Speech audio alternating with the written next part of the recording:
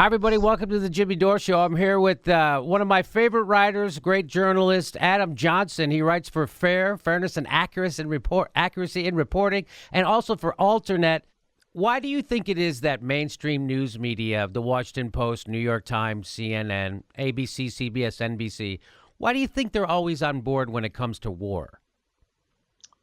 That's a very messy question. It's a good question. It is true, for example, that neither the Washington Post or the New York Times editorial board has ever opposed a major war in my lifetime. I've actually researched this from the first Persian Gulf to Bosnia to Kosovo to the war in Iraq to Libya to ISIS to Yemen.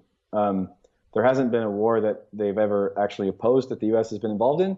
And I made this point in a piece in The Nation where I was critiquing the weird liberal obsession with RT, which RT is almost certainly Kremlin propaganda in many ways, although not all the shows are. I found it very curious that we had about 1,000 different think pieces about the dangers of RT every 10 minutes. And the media analyst for New York Times, Jim Ruttenberg, who I refer to as the Jay Leno of media criticism, because he's exceedingly banal. He wrote, the 17th RT hand-wringing piece of the week. And I asked him, the New York Times has never once opposed a war. Why don't you use the most influential media space in the whole world to ask that question, as opposed to writing another article lamenting a network whose shows average around 30,000 people an episode, which is roughly 0.3% that of Judge Judy. So, I think that the fact that when the New York Times starts endorsing war and those things, it seems far more pernicious to me than I don't know, Ed Schultz's show on RT in terms of reach, in terms of pernicious scope. So, yeah, I mean, the irony, of course, is that Ed Schultz was the biggest cheerleader for the war in Libya in 2011 when he was on the American analog of RT, which is partisan-wise is MSNBC. He was all for it, all supported it. He brought on Jeremy Scahill to dress him down for being opposed to it. So, I mean, Ed Schultz will just take the highest bidder. It just happens to be the Kremlin now than it was the Obama White House before. Yeah. Okay. And it seems how could it be that the mainstream news media unanimously, ubiquitously misreports the Syria and Middle East stories constantly? That's a very complicated question. There's a few reasons. Number one, there's just generic groupthink. You had the same thing with the buildup to Iraq. It's the same thing. It's best to think of Syria as kind of the buildup to Iraq. Instead of over 5 months, it's over 5 years. Instead of 6 months, it's over 6 years. It's just happening in slow motion. Another reason is that there's very, very little actual reporting in Syria. So most of the reporting you see about Syria comes from people who are ideological on both ends, either pro-government or pro-opposition, or pro-Nusra or any of the Salafist groups. So it's rare that you actually get objective information, and a lot of that's laundered through British intelligence, CIA, Turkish intelligence. So a lot of the reporting you get comes from Beirut. I lived in Beirut. I didn't have a first clue what was going on in Syria, but if you look at most of the date lines, they're from Beirut.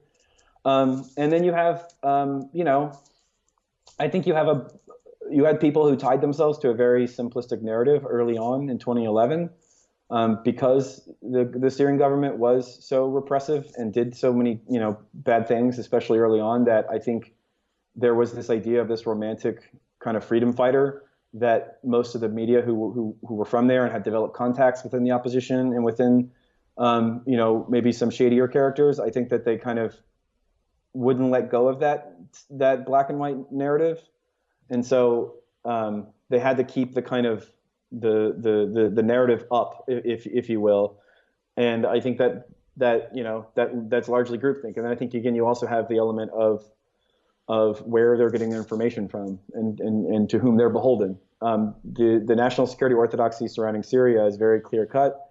You're not really allowed to subvert it, and the only ones who really do are usually either academics who don't really care and can't get fired, like say Jeffrey Sachs, or some of the old school reporters, right? Like your Robert Fisk or your Cy Hirsch's who don't really care, because they're legends anyway. What do they give a shit? So I think that's probably the reason.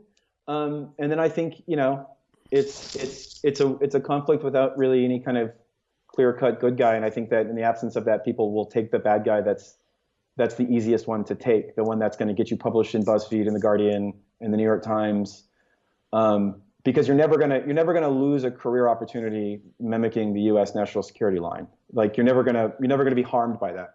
But if you come out and say, guys, who are some of these more dodgy groups we're working with?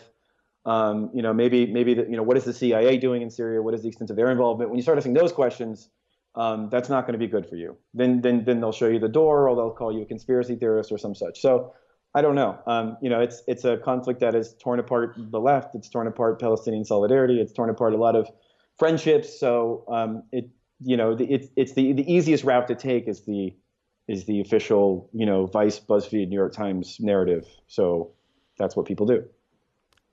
It's so to me, that has the potential to be cripplingly depressing to me, that what you just said, right? That, oh, well, that's just the way it is. That's the easiest thing to report. You're never going to lose your job, and that's just the way things are. And so consequently, we have a country full of uninformed people being uninformed by people making millions of dollars a year, right? So a bunch of millionaires are bringing us our news, right? So if you turn on MSNBC, Rachel Maddow gets paid $30,000 a day. And you wonder why the people are uninformed about what's really happening in America.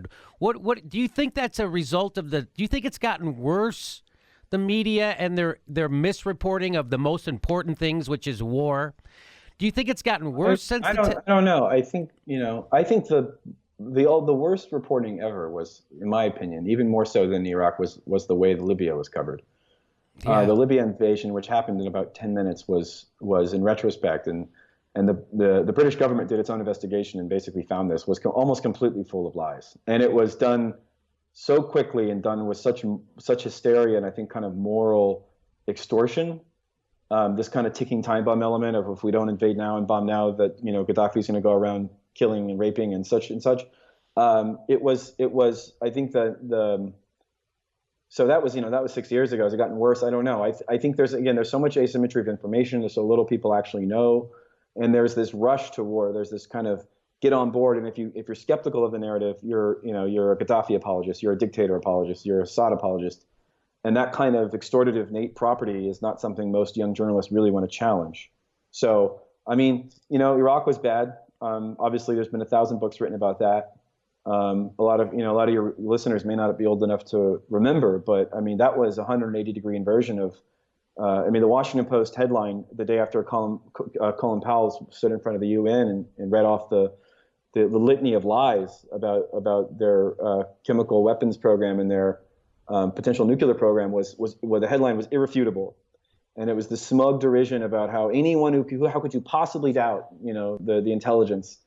That was in my lifetime. That was when I was a freshman in college. So, has it gotten worse? I don't know. I mean, before that, there was Grenada was based on lies. The Gulf, the Gulf of Tonkin, and we can keep going and going. So, I think the ways in which the lies take place has gotten more sophisticated, and I think the weaponization of the nominal left, it has gotten more sophisticated to kind of carry water for these types of narratives. That wasn't really the case. Although, again, a lot of nominal liberals supported Iraq as well. I mean, even Christopher Hitchens, who was supposed to be this polemical leftist, was one of the biggest cheerleaders of it. So, because you have to get the liberals and some of the left to kind of get on board, or you can't really have your war. Yeah, yes, and they seem to go along quite willingly. It's again, I referenced that article that was by the Washington Post editorial, irrefutable. I've shown that on this show several times because it's so mind-blowing.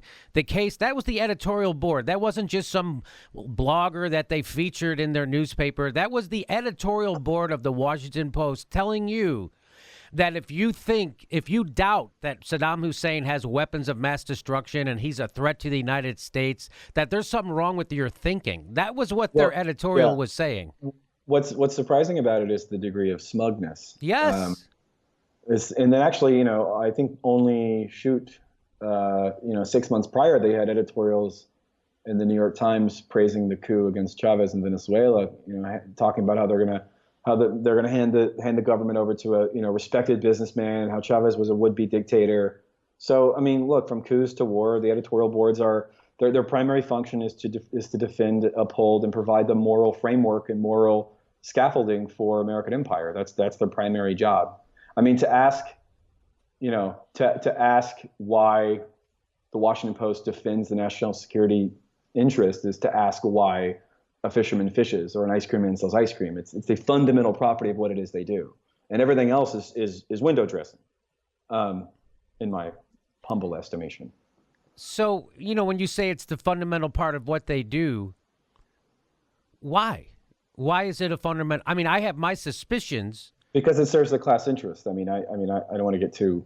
I think, not to dust off the early '90s Noam Chomsky models. Go ahead. Noam Chomsky pretty much, I think got the general model. I think there's some parts I don't agree with, but the general model is correct, which is that, look, people say it's all about clicks. It's all about clicks.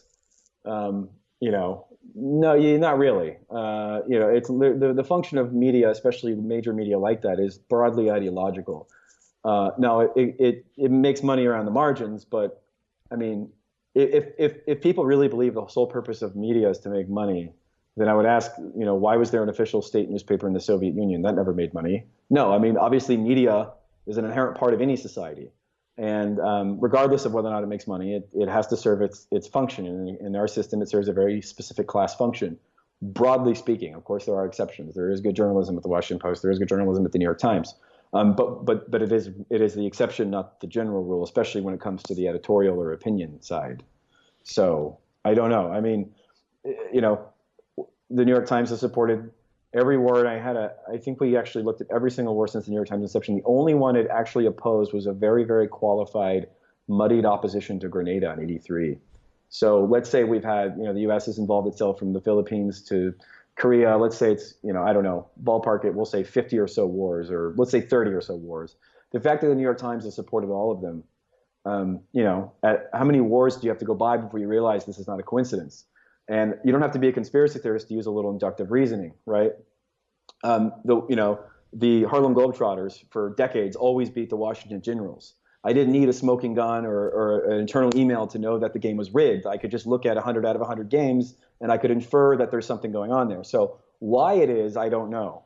But the material reality is that the New York Times and the Washington Post editorial boards, which are, again, establishment pillars, are never going to oppose the national security orthodoxy of this country by definition.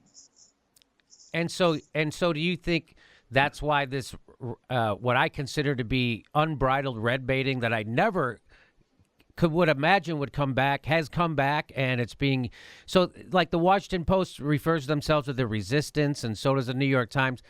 Do you really think that they're just resisting Donald Trump? They're not resisting anything else, right?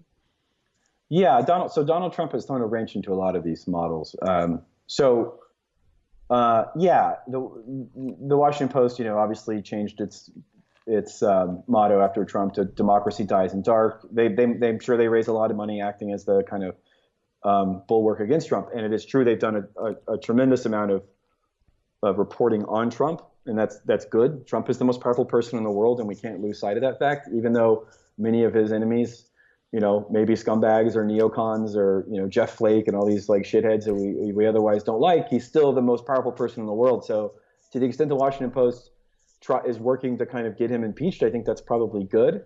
But I also think that the general editorial ethos dislikes Trump for a lot of the wrong reasons. I think if Trump was doing a lot of the stuff in terms of anti-immigration, anti-LGBT, all this most pernicious stuff, sans any of the kind of Russia, footsie, I think they would probably care way less.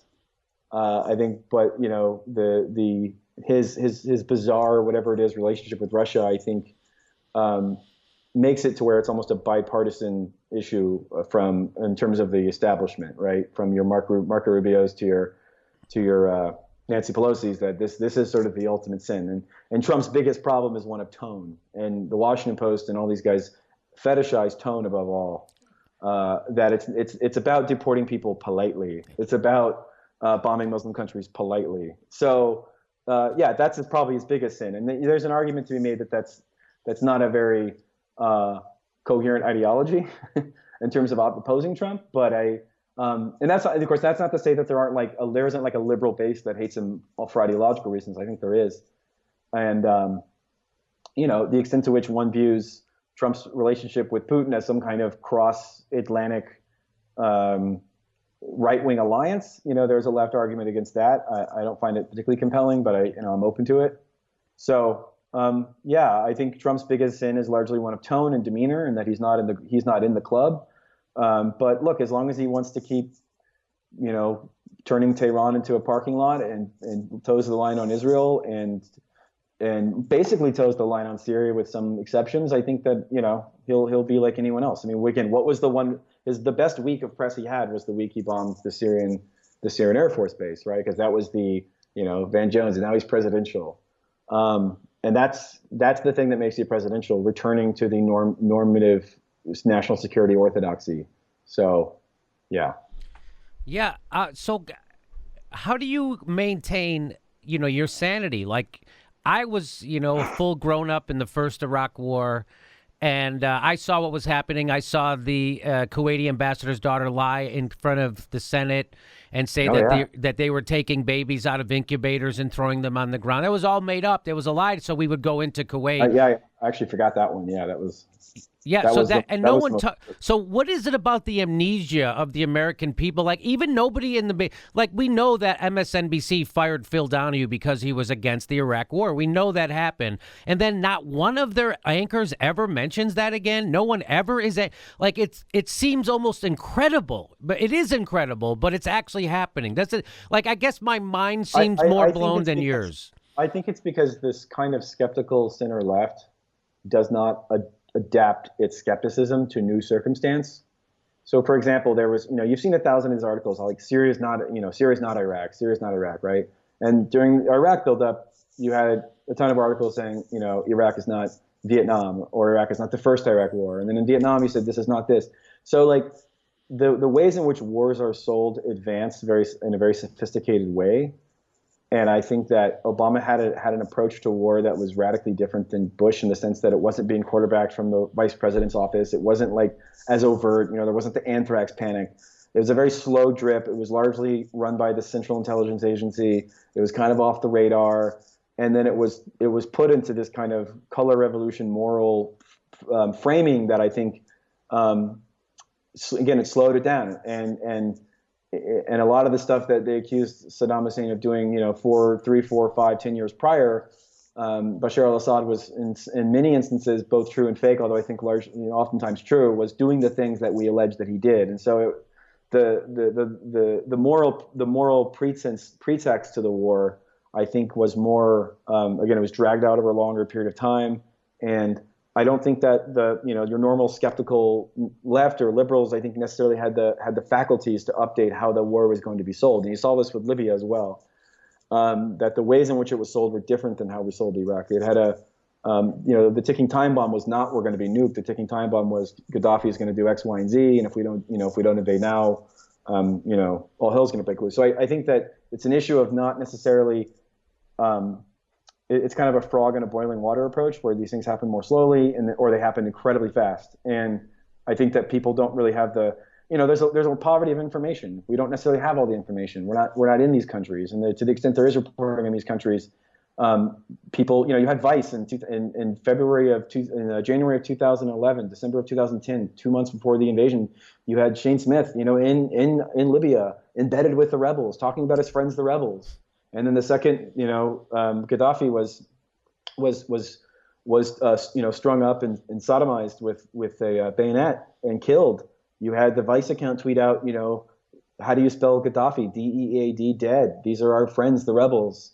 So you had a kind of faux hipster liberal, like edginess, like a leftism to it that the Fox News could not have gotten away with. Fox News could not have sold it that way, right? You needed a Vice. You needed this kind of faux hipster aesthetic to sell that war in a specific way. And then, of course, 2 weeks later, the Vice account tweets out a picture of the Al-Qaeda flag over a courthouse in Benghazi, and they literally put hashtag #OhNo, because they don't care. because they've achieved the primary objective, which was regime change. And what happens after that?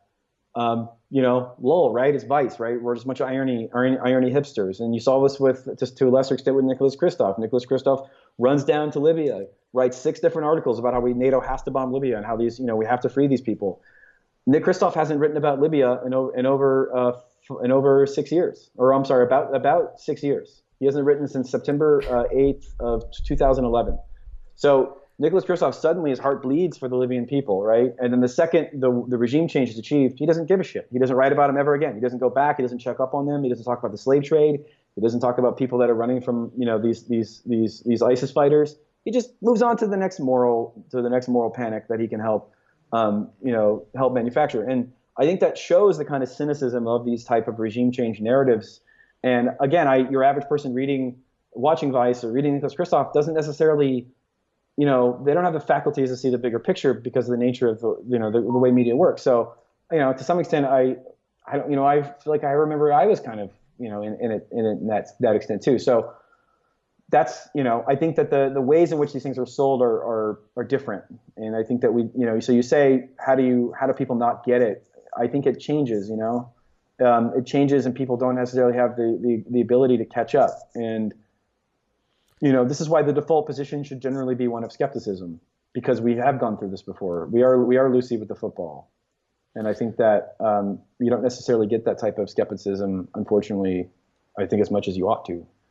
So, I am a self-described dumb guy, not a good student, didn't go to great schools, nightclub comedian with a couple of Comedy Central specials. I just call myself a dumb guy with a good bullshit detector, which leads me to have almost no respect for anybody in mainstream news who's on television for sure because of what's happening. Like, no one ever mentions what's really happening. Like, I used to watch MSNBC all the time, and then all of a sudden one day I realized that they're just full of it, and that everything they're saying. I think it was maybe when they got rid of Ed Schultz because he was a little bit too loud against the TPP. So Ed Schultz was against the TPP. They got rid of him, just like they got rid of Phil Downey because he was against the Iraq War.